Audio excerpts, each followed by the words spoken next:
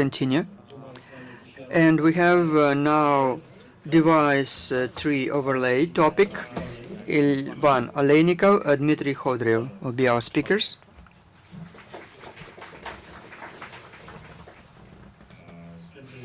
Good day, everyone. Today we will share with you our knowledge about one interesting technology that we worked with in Metrotek company. I developed drivers for Linux. Dmitry, my colleague, is a programmer of FPGA. Yes, and we are interested to know who is in the audience so we could adjust our presentation. Please raise your hands, those who did Beaglebone or any other Linux play. Who wrote even Hellward, the simplest driver for Linux? Okay, very good. Sysadmins here? Okay, then we understand. Let us define the scope of our presentation. What equipment we will review. In our company, we develop embedded applications, or devices rather. Those devices are for measurements, different communication channels. They are used for metering, as well as other embedded devices. They are devices that sometimes have hidden aspects of periphery connections. And our purpose here is to share with you our experience in resolving issues using technology device tree. And we demonstrate how without device tree it would be not good, with device tree is better. And the plan is that first we describe a problem that we face in our work, technologies or techniques that we use, possible solution. Then we present you device tree as a solution and demonstrate how that can help you resolve problems. And then we have a small part at the end, a small part presented by our secret colleague who asked us to join our presentation for a small part. So first of all, which information kernel needs from a system so it could work at a particular platform. First of all, this is presence or absence those or other devices. Then which driver to load to the system to use. Then there are properties such as address, space, and some other addresses that this device will be accessible at. Interruptions, parameters, as well as many other characteristics of operational mode of the system. It is logical that the more standardized the platform, the more common it is, the fewer problems we are likely to have. If we have an average PC computer, everything is automatically detected, identified, no problems. But if we use more complex systems where automatic identification of peripheral devices is complicated, this is different. This is an example. System on a board, on a module.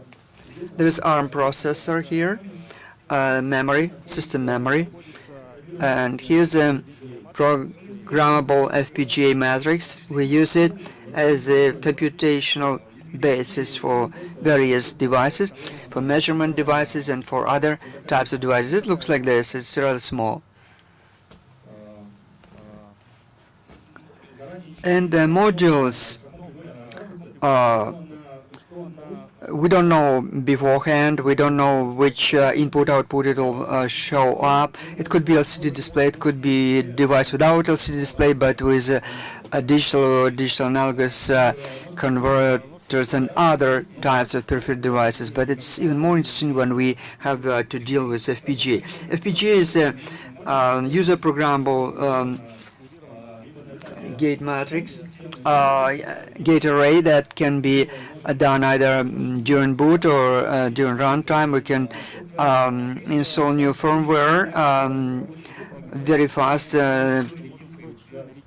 parts of second it take, and we could also add buses to that. It's like Lego toolbox, so we can assemble new hardware using various components in a very fast way.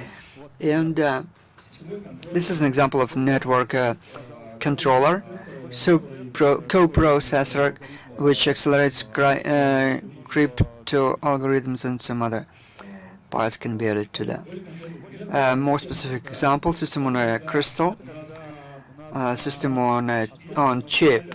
When on one chip we have a processor, several cores of that, and FPGA matrix, which are interconnected, and inside FPGA you could create also quarter gigabyte of address space, which will be reflected in the system memory. And it could be anything, PCI controllers, it could be including also any other devices that we would like to connect to that. And the question is how processor is supposed to get in a fast way this information about new devices connected to that which are not identifiable automatically. Ivan will provide you a possible solution to that. Okay. We have our kernel, sorry.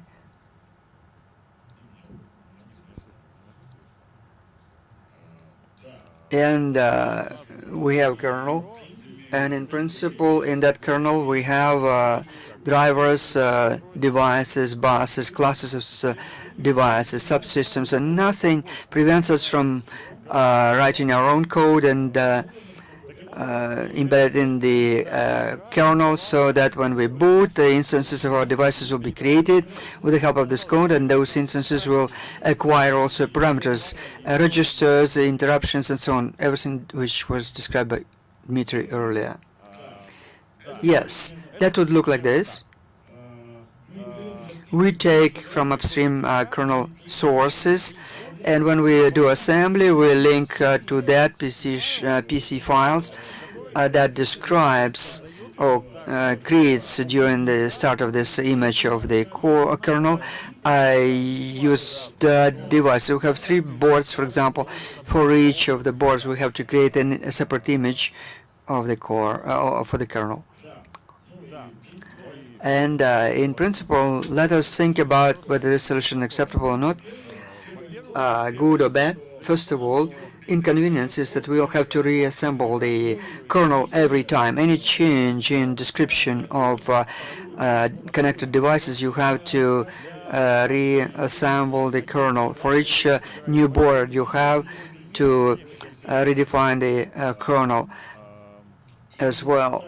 And a person who does description of the devices has to know how to program for that particular kernel, and they have to write actually imperative code that would step-by-step execute integration of new devices into the system. Programmer for FPGA who created, for example, new devices and wants now kernel to work with this device will have to study now how to program for that kernel. Second possible solution. Actually, to tell you frankly, we do not suggest this solution.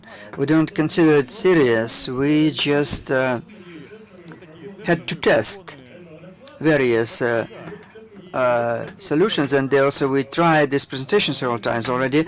In some presentations that we tried, some people in the audience suggested that let me manually load the kernel, boot the kernel, and they manually also write down which devices it should work with. This destroys the model, Linux device model. As far as I understand that system tells us the driver is something which is ready to service devices. It doesn't know which devices. The creation of devices, the identification of those is done by drivers of buses, bus drivers. And in principle, this solution is rather complex. You have to do a lot of random code to be included in all the drivers. And user space, from user space, we'll have to assign modules of the kernel and drivers included there, which devices they're supposed to work with. Sometimes for description of the devices, you have to make reference to other devices. For example, you have to tell one device where the interruption controller is sitting for him, which bus, for example, for that device, and user space doesn't have flexibility in providing all those references, internal references for the kernel. An interface is a headache, actually. Imagine we have to do 10 instances of devices served by one driver. We will have to do quite a complex line and parameters to be included there. And finally, what is device 3? Device 3, generally speaking, from the first look, it is config file, which includes a description of the whole platform, starting with the root, processor, memory, and the last device that we want to describe. Standard device 3 defines the format of config file. That is like language of marking and various components of that, and also defines binary file structure that we then supply to our operational system, feed to that by the loader, and the kernel reads information from this called device 3 block, and the flat device 3 it is called sometimes. It's the same actually. Based on that, in the kernel, a lot of functions are created, retrieving information, processing information, device 3 block, and also user space has also a separate directory there. Device 3 has the minimum basic elements. There are two notions actually, nodes and properties. Node is an element or device that we deal with. Each node can have a number of daughter nodes as well as properties. Property is just a key value pair in a certain format defined by the standard. It contains a value that we want to transfer.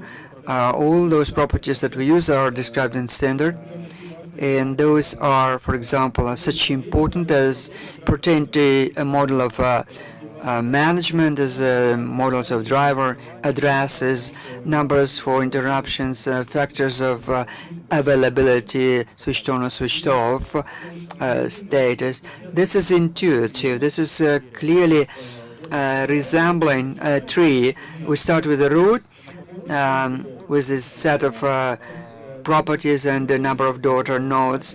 Those nodes could also be standard, rigidly fixed, like CPU, memory, and others. We have this fixed description. I call it binding. I will speak about that a bit later. So we get the tree like this, growing more and more branches. Each node has more daughter nodes.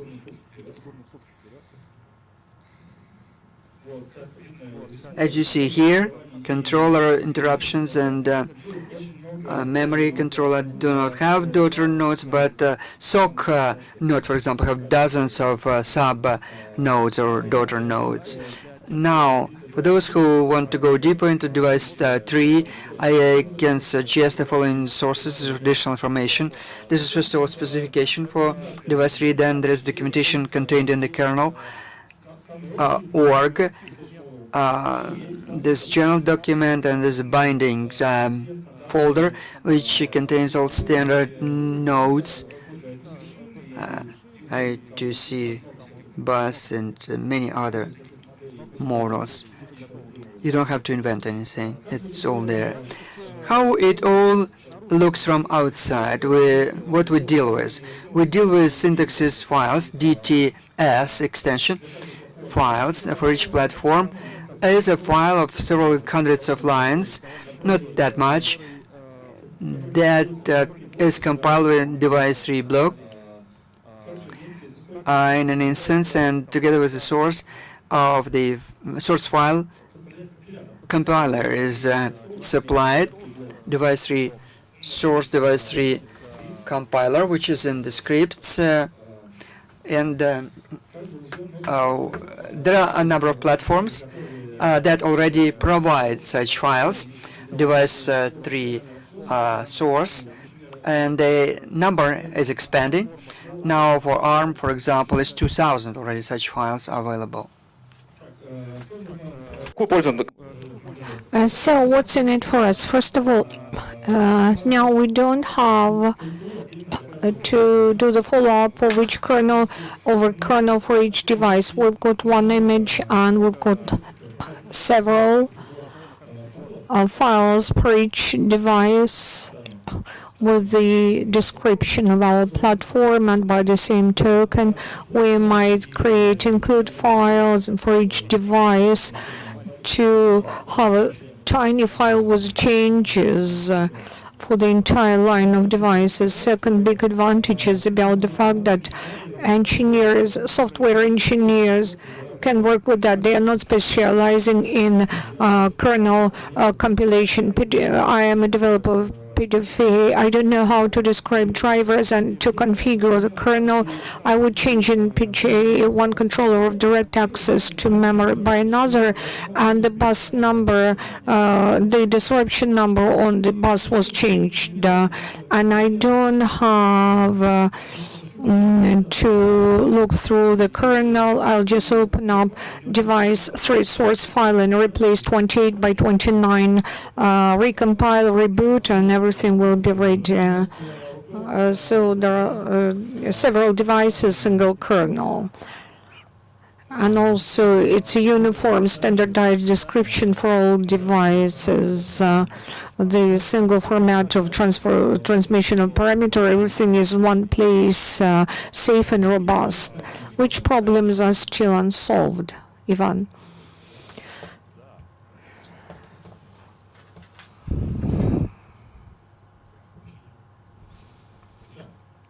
So we know now that if software engineers develop to play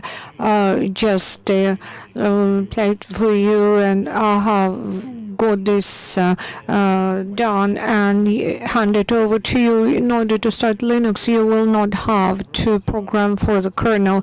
You just in the source part of the kernel, everything is there in source files. You find the drivers for periphery which are sitting in your CPU device, and you open up the scheme of your CPU and transmit it to device 3. So device 3 is great for describing static hardware at boot time for the processes, because they are not detected, and all the machines which do not support the automatic like on chips and others. What can we do with devices which appear and disappear dynamically at any time? there is the example of such a device. FPGA, Food Programmable Gate Array. You have seen that picture already. In this FPGA example, in our unit, we have got FPGA, which could be reprogrammed pretty often. New devices appear in it within 2 seconds. Old one disappear, new one appear. So we should transmit that information to the kernel. We want those devices to be available for user space. If in FPGA there is Ethernet controller, user should see it. We should upload the drivers and tell them which kind of devices are there and where they are located. We could just change device 3 source to recompile it into device 3 blob and to reboot, but sometimes it could be bad for device 3. For example, let's imagine same system on chip in which we have got FPGA and CPU on one chip. Let's say in our example, in FPGA there are 2 devices. First network device, irrespective of CPU, it just sends the traffic via 2 Ethernet transceiver. It could filter, some rules can be applied or some tunneling done, no matter what.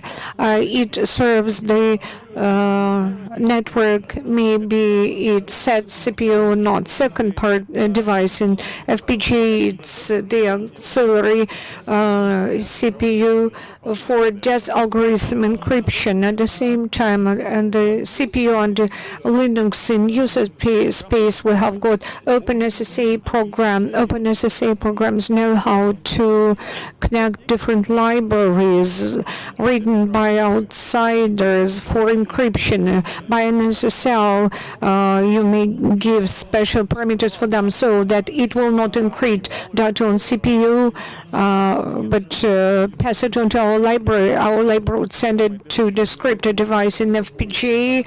It will be encrypt and decrypt the data and send it back to CPU. That's really cool because let's say we have been working on ARM platform and in embedded systems processors are not as powerful as that.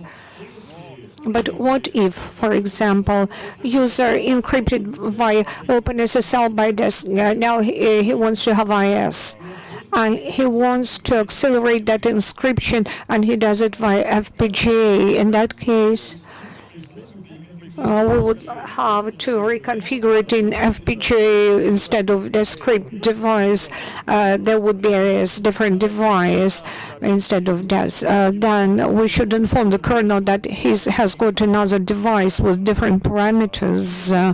In user space, first device will disappear and second one will appear in the process. The simplest way, the simplest solution we already considered will be to reboot, to rewrite device blob and to reboot, but rebooting in this case will reconfigure the entire FPGA, and network device for a while will be disrupted and there will be no traffic in the network and users would be pushing like mad on FPGA in browser. Some FPGA are so smart that they enable part configuration, reconfiguration.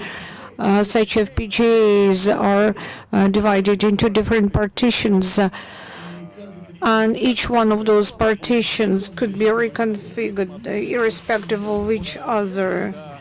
We have to reconfigure in FPGA to tell the kernel about those changes and to do it without rebooting.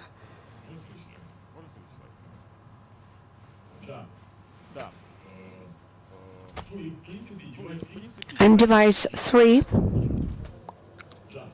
and device tree overlay is that kind of thing which enables us to change device tree without rebooting. Device tree could change for much longer period than overlay is existing, but they were only accessible as ABI functions in the kernel, and the changes were destructive That is, they were not irreversible. Device tree overlay is a very good thing. So it's possible to overlay changes by patches one over another on the main device tree.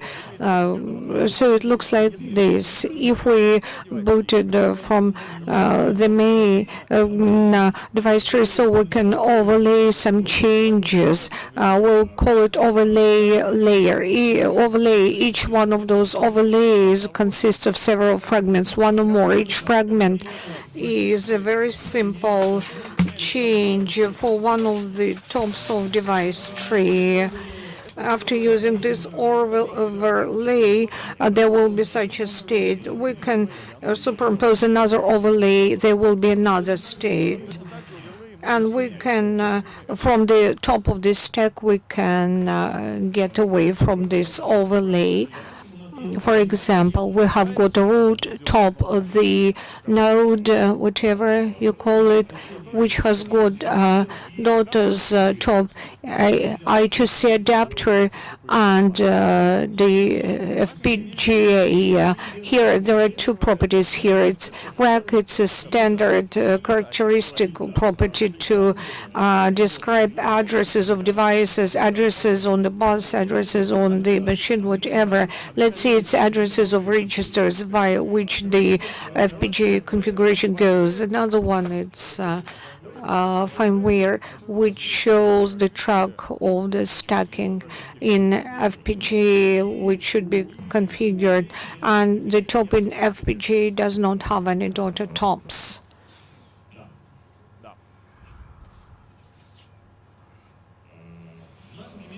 In our example, we changed by overlay, we added up into an Ethernet adapter top file to ABF is the stack which implements new adapter that will entail the appearance in the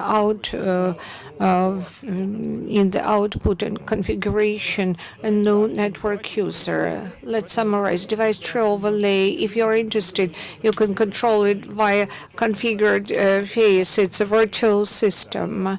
And from the driver, you can get to ABI kernel. Most of the drivers written for conventional device tree without overlay, they can continue working with overlays, and the changes applied by overlay could be very sophisticated. You can describe conditions, different primitive imperatives, and to make links as well. And let's summarize. No, without device tree, it was very tantalizing experience for us to create devices, manual compiling kernel every step of the way. It was very painful. With device tree, we created a single kernel image for multiple boards. A similar description for all. And the only disadvantage is we have to reboot. Device tree overlay wins everything. We don't have to reboot. No need to modify the DTB. Well, that's it. Now our guest, he'll speak for himself. Thank you very much. My presentation is very closely interlinked with what was already said. Well, you don't have to ask questions to myself. We'll discuss everything on the sidelines of the conference. I would like to thank Virtuoso company, thanks to which I came along here. I was invited not by Intel, but by Virtuoso company.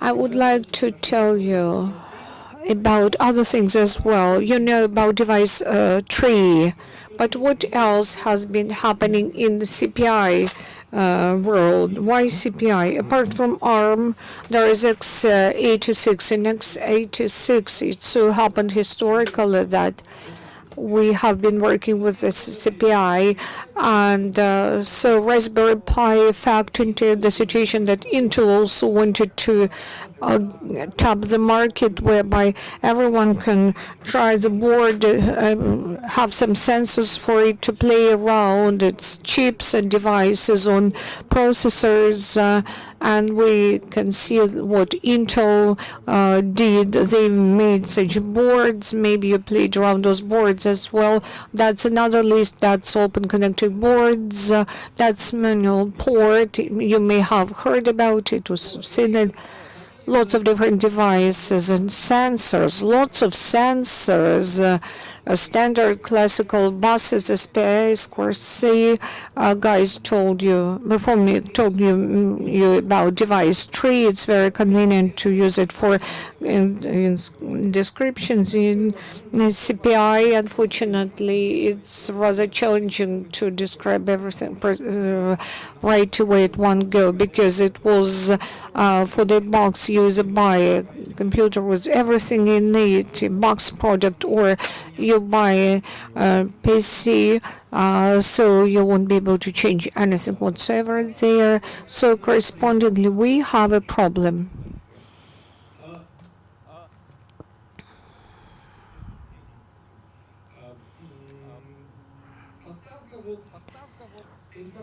And when it comes to the information about the devices, we have got three ways of that. You heard the presentation about open firmware interface. Second one is ACPI.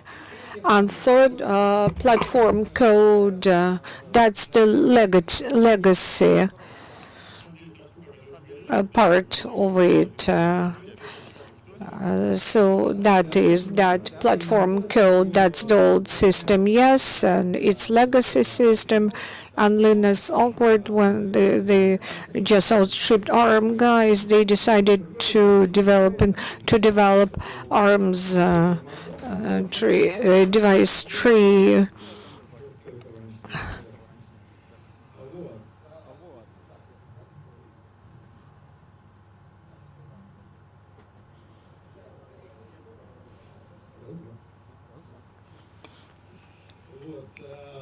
So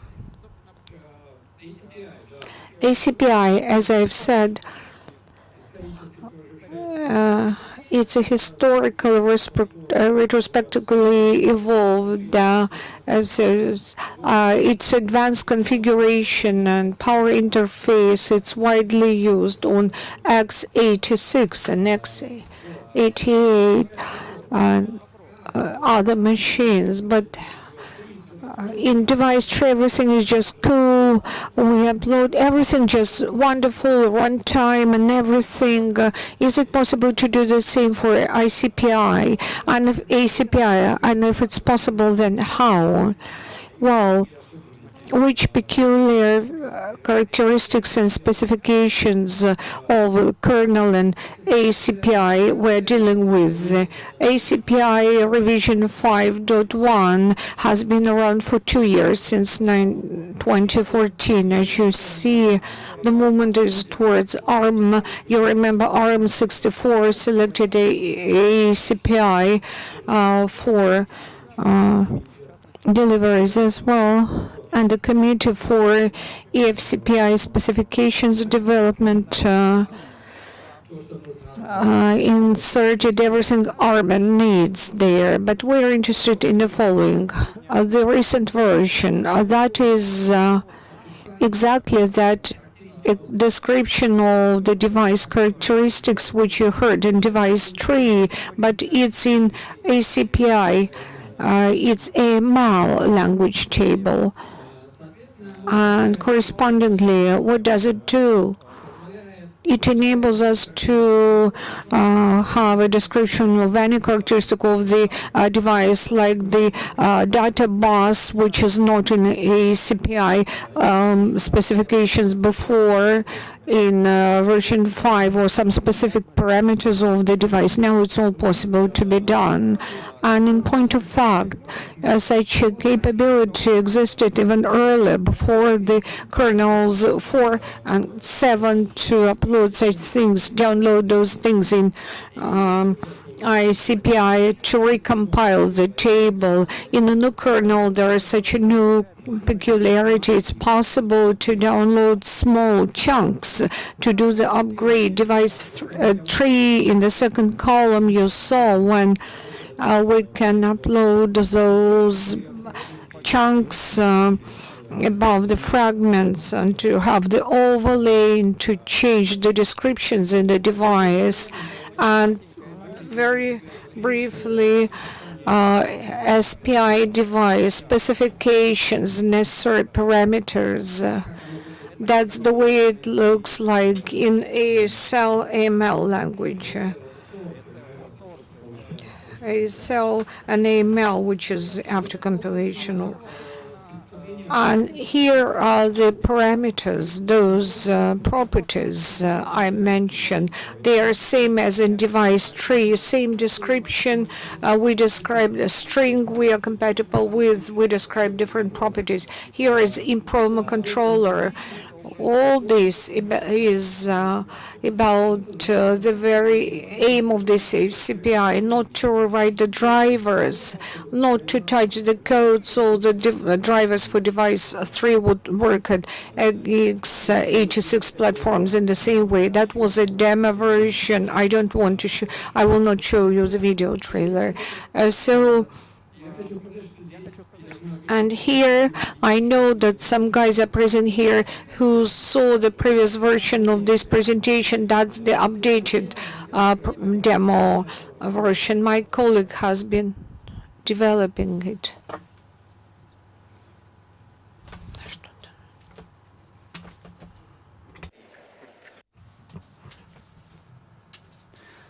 All right.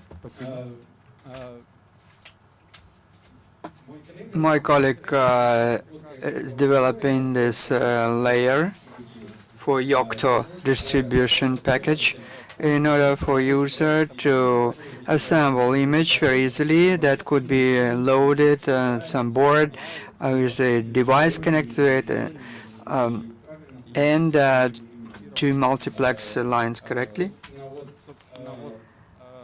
That is a brief description of his work. There is a link in the upper part. You could get additional information following that reference.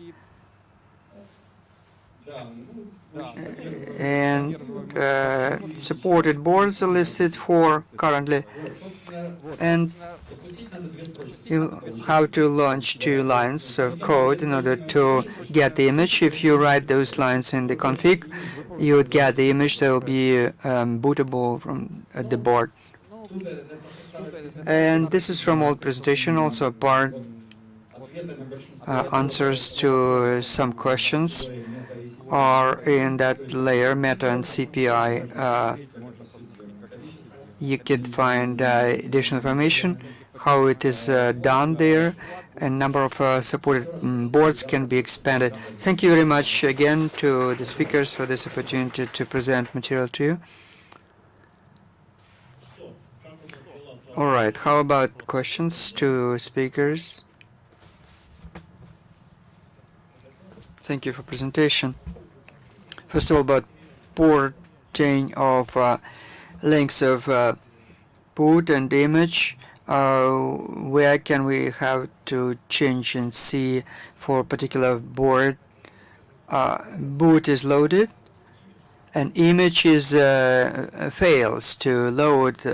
Something has to be adjusted in source file for the board adjustments or whatever. Well, if I understood correctly your question, you are interested how the loader would transfer this information to kernel and which information it needs to install to start the. Well, a loader we use to boot the system. It has configuration file. If you at your personal computer used to install grep, you probably wrote in that configuration file where the images are and so on. Boot has a similar structure. There you could write down in a similar way as in grep route to device 3 that should be fed to kernel during boot. Boot is clever manager. It can work with network. It can do firmware write into FPGA. It can find the device and attach it to kernel. I don't know exactly how this booting and parsing is done, but I understand that there's some piece of code in the kernel that can always start. It determines the parameters necessary for boot, for start, some parameters, configure boot, and boot also can change device 3. Can be dynamically finding something new and writing that to device 3 as adjustments. I don't know if I answered the question. Next question. Thank you for your presentation. I have a question. You just add nodes, or you also sometimes need to remove nodes? Yes, we can remove nodes as well, but device 3 and in overlay to that, they have magical, not clearly understood syntaxes. For me, it looks like shell scripting. It's like wild saying. It can remove buses, and there is also an understanding in the kernel that if some summit parameter will have the value disabled, I will simply ignore it. That's the simplest way to remove node, and you can remove completely node. Yes, that is true. We have one more question here. A bit more about the interaction with device 3 of the boot. Those overlays, they can be added up until the memory is no longer available. So you can add more and more overlays. There's an interesting property. If you add an overlay, creating new nodes, every node or subnode has an identifier, just a number, and when you put new overlay on top of that, identifiers of new nodes will get values minimum free, minimum available still.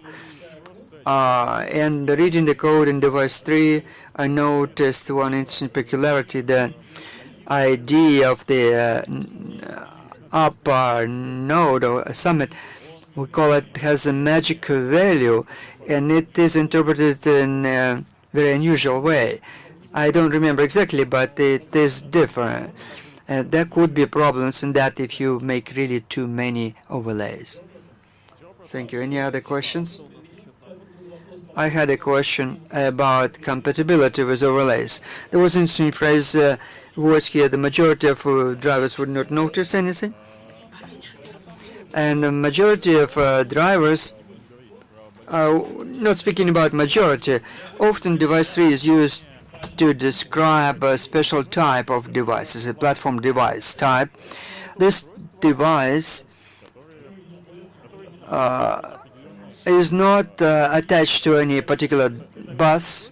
It is just on a chip, directly superimposed on chip, and usually when we superimpose overlay, notification chain is pulled and everyone signed up to that. It's a way to deliver some messages, or and those parts of our kernel subscribing to that get information before overlay is placed, during overlay placing, and after. 4 different messages, and those messages react to that bus drivers. Simple bus is known. It is description in bus 3, server such platform devices. A pseudo bus which has platform devices described in it, and simple bus reacts to changes in device 3 in the following way. It looks up if any of the devices at that simple bus has changed parameters. They simply removes that device, allows device 3 to adjust, to change, and again attaches this device. If we look at that looks like a device disappears and then reappears again. But you could do it smarter. If you don't see device disappear, you could change these parameters. You could subscribe yourself to the notification chain, and then you can reconfigure the system differently. Okay, if we have no more questions. Okay, we have more questions. One small question. Interconnect between FPGA and TCPU. It's a bus. It's a Mamba. I have a question to you. One more question. I didn't understand from your part of presentation. You mentioned, as far as I understand, that there'll be compatibility between ACPI and device 3. So that means that device drivers, yeah, that what we did, our team, it is called now in kernel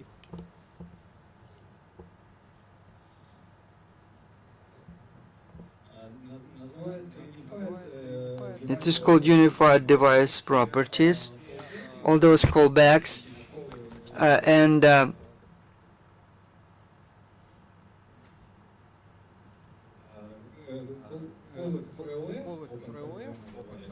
CoLF and others, they are now called device underlying properties, and those properties can be taken either from device 3 or CPI, DSD method, or platform code. That could also be used for that, where you could insert a description of a property set, so-called, and those properties can be hard-coded. And for driver, they'll be transparent. The driver would not know who is the source of that information. What is the source? x86 with device 3. Is it really bad on that? Well, you probably not know. Several platforms were actually produced with device 3. It's not bad. It's just that it makes no sense, because ACPI is actually more than device 3, much more. We don't need device 3. Okay, and this flame forming node, I have an interesting information for you. Lunch is forthcoming according to our agenda. And let us then thank our speakers and let them go. And we can continue discussion who is more cool during the lunch. Thank you.